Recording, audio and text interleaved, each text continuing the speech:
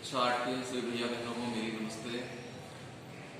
आप सभी को लास्ट वीडियो में भारत में कंपनी राज्य का विस्तार से संबंधित एक पार्ट समझाया गया था, जिसमें दक्षिण भारत में अंग्रेजों का मैसूर साम्राज्य से किस प्रकार संघर्ष हुआ।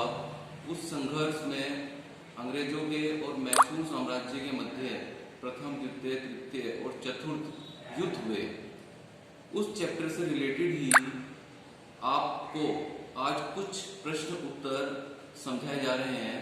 उम्मीद है कि आप उन्हें अच्छे से समझ के करेंगे, और यदि आपको इससे संबंधित फिर भी कोई प्रॉब्लम आपके सामने आती है तो आप जो आपके साथ मीटिंग होगी उसमें पूछ सकते हैं।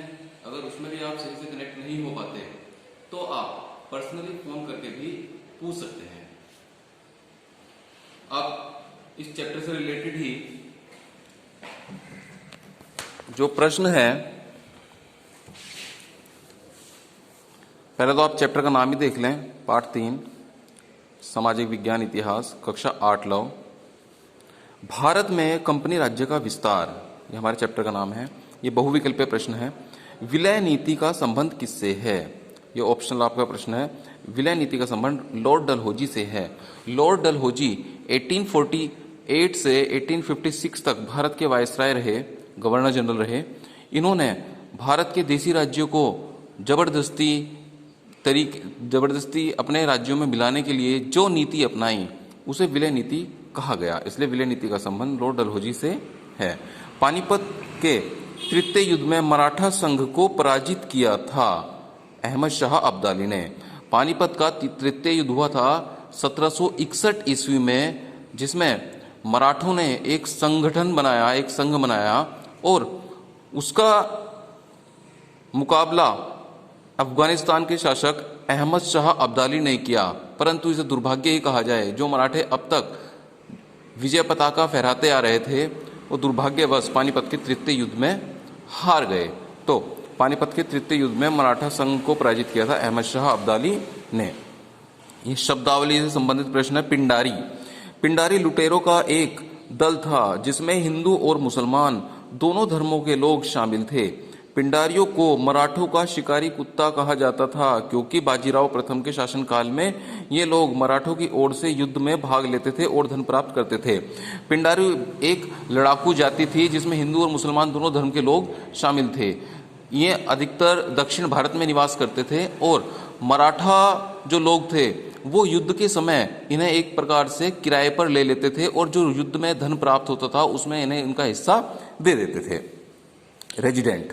लॉर्ड वेलेस्ली के शासनकाल में जो राजा या नवाब सहायक संधि के माध्यम से अंग्रेजों की अधीनता स्वीकार करते थे, तो उन राजाओं और नवाबों को एक अंग्रेज अधिकारी अपने दरबार में रखना पड़ता था, जिसे रेजिडेंट कहते थे।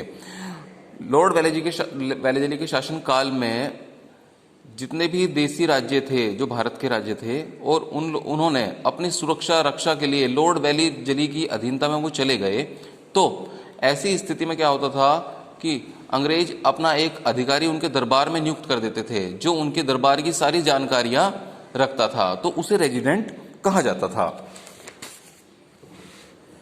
नेक्स्ट हमारा प्रश्न है अति लघु उत्तरीय प्रश्न में, प्रथम आंग्ल मैसूर युद्ध किनके बीच हुआ था? मतलब पहला अंग्रेज और मैसूर युद्ध किनके बीच हुआ था? प्रथम आंग्ल मैसूर युद्ध 1767 ईस्वी से 1769 ईस्वी में मैसूर के शासक हैदर अली और अंग्रेजों के मध्य हुआ था। अंत में यह युद्ध मद्रास की संधि से समाप्त हुआ। मतलब जो पहला मैसूर का और अंग्रेजों के मध्य युद्ध हुआ था वो 1767 से प्रारंभ होके 69 तक चला, लगभग 2 वर्षों तक वो चलता रहा, और यह युद्ध मैसूर के शासक हैदर अली और अंग्रेजों के बीच हुआ था।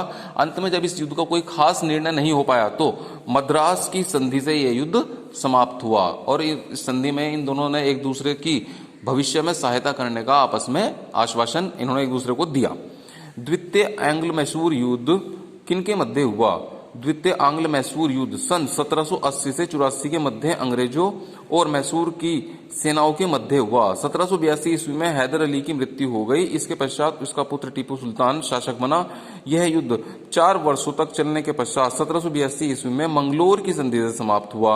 अब द्वितीय मैसूर युद्ध भी 1780 में प्रारंभ हो गया अंग्रेजों के और हैदर अली के बीच में, लेकिन इसी बीच में 1782 ईस्वी में हैदर अली की मृत्यु हो गई। उसके बाद पश्चात उसका जो पुत्र था टीपू सुल्तान वो शासक बना और 1700 कि यहाँ पे इसमें एक मिस्टेक हुई है कि 84 आना था। 1784 ईस्वी में मंगलोर कर्नाटक में एक जगह है, वहां पर इनके बीच में एक समझौता हुआ और उस समझौते के तहत द्वितीय मैसूर युद्ध समाप्त हुआ। टीपू सुल्तान ने श्रीरंगपट्टम की संधि कब की थी? श्रीरंगपट्टम की संधि टीपू सुल्तान और अंग्रेजों के मध्य सन 1792 ईस्वी में हुई थी। 1790 और 1792 के बीच में टीपू सुल्तान और अंग्रेजों के मध्य फिर युद्ध हुआ।